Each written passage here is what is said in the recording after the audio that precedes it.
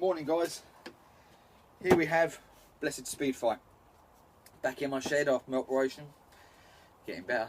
Today we're going to talk about bogging down. It's the bane of all motorbikes. You know, it's a bike that will run but not properly, you know, mental. I think sometimes if you just left the damn things alone, if you could put up with 30 mile an hour, original exhaust, original jet in the carburetor 54, haven't touched the rollers, variator, speed clutch, all that sort of stuff, different air filters, they would run. But we don't, we like upgrading them, we like changing things, and normally 90% of the time, brilliant, and away they go. If you get mega speeds out of some, all well and good. I've had a blue one before, Whistler one, just sprayed it, I sprayed it up. But it had race bits and bobs on it with everything actually.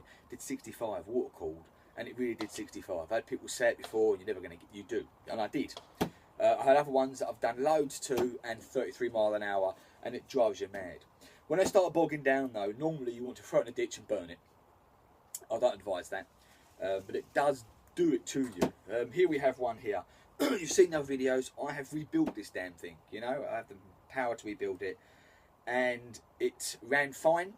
Then it started bogging down, so I changed the fuel filter on another video, and it ran fine again. It started bogging down again. Now, it can be, normally, you know, we're talking carburetor here.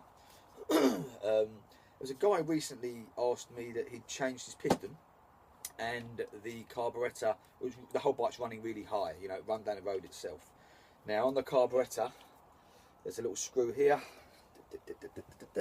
which is your idle screw, okay? Underneath, generally they're sealed, that's your air petrol mix, but that's your idle screw. And generally, just turn that down. He said, I've done that, and it's still running really, really high. Okay, under here, you can see me tapping, there's a cable here. You can loosen that off, and that may bring down the revs. If it's still high, there's the last thing it can be is your actual needle. This sits in the carburetor. You take this out, and you have to slide the cable out to get it out, and you have to push this back up, and on there, there's 3 little levels on the needle, okay? And that can, the last thing you can adjust it. Still high, you're doomed. With bogging down, it can be this as well, actually. That idle screw I showed you, some people wind it in so far that it bends the needle, and then you start getting problems with running as well. She's got no power, nothing. So, there you go. A couple of little things they can be. Generally, it's going to be the exhaust, pressure and compression. It's going to be the carburetor, the air filter. This bike here, again, is driving me mad. And I'll give an example why. Look at that. Instant start.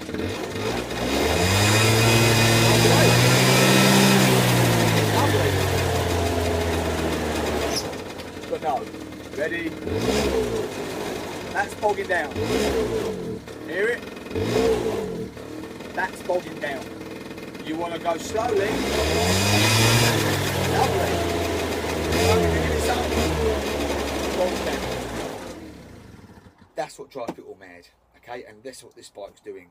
So I now will have to start all again. It could, I mean, worst case scenario, I just don't know. CDI unit's a bypass unit. It could be that to do with the timing and stuff like that. Just don't know. But if you remember rightly, the video, I've got the green one out there that I'm going to bring in next, and that needs the front wheel, stand, carb cleaning, and so on. So I'm lucky that I literally can put this in the garage today, not in a ditch and burn it, and I will then get that one running perfectly. And then what I'm going to do is mental, I know.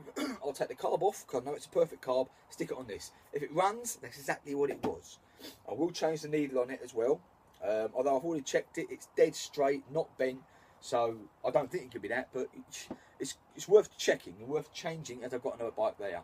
I've already washed and cleaned the air filter. I've got the whole original shank on there. Sometimes I've had it where the bikes don't run well. You just take that extension pipe off the front of the carburetor. Let me quickly show you. These carburetors, air filters, that's the air filter, that's the extension pipe. I've took that off before, she ran perfectly. I've took it off another one, and it keeps dying on me and won't run. I put it back on, it's lovely. It just seems mental sometimes that these seem to run on a wing and a prayer of what they seem to run on. Do you know? One bike you can get running perfectly, but this one keeps running perfectly and then bogging down on me. So something is amiss. But I said I'm going to do the green one next, drag that in, start it. I am a bit slow still. I can't bend my knee properly, but that's just general shit. But this one I'm going to stick in there. It's worth. That's the problem with this bike. It's old. It's a Speedfight 2 still, 2001, but it's worth more to me in money wise, in parts, than it is what I'm going to get when I sell it. But you know, I have to make sure that it's a decent little bike, and that it will be when it goes. You know, I mean, this one, the shank is perfectly straight on this. That one is twisted. You know, lucky I've got some under here, but otherwise 50 quid. Do you know what I mean? And yet I've got it here. This is worth £200 all day long in parts, but only £300 a bike. You know what I mean?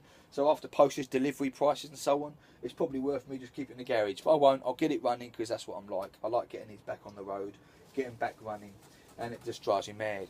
I could ride this up now to the MOT station and it'll pass. But the moment I've got to give it full throttle, she'd pull away, you know, wouldn't pull away and die on me, and that's just mental. You couldn't have a bike like that. Anyway, guys, I've got every single thing on Speedfights on my videos. Please check them out. If you like them, press the old thumbs up. And I'm going to stick this back in. I've just shown you now what it's doing. I will stick this back in the garage. I'll start on the green one today and make that happy days and get that all running. It might not be a one-day fix because of my knee. I can't bend it properly still, but I'm definitely getting there. And go from there. Right, check out the other videos I just said, guys. If you like what you see, press the like button. If you don't, tell me, you know, what's wrong, and hopefully that will sort that other guy out that the bike was running down the road on its own. And if you get a bike doing this, you know, you've got to investigate it and go from there. Right, take care, guys. Bye bye.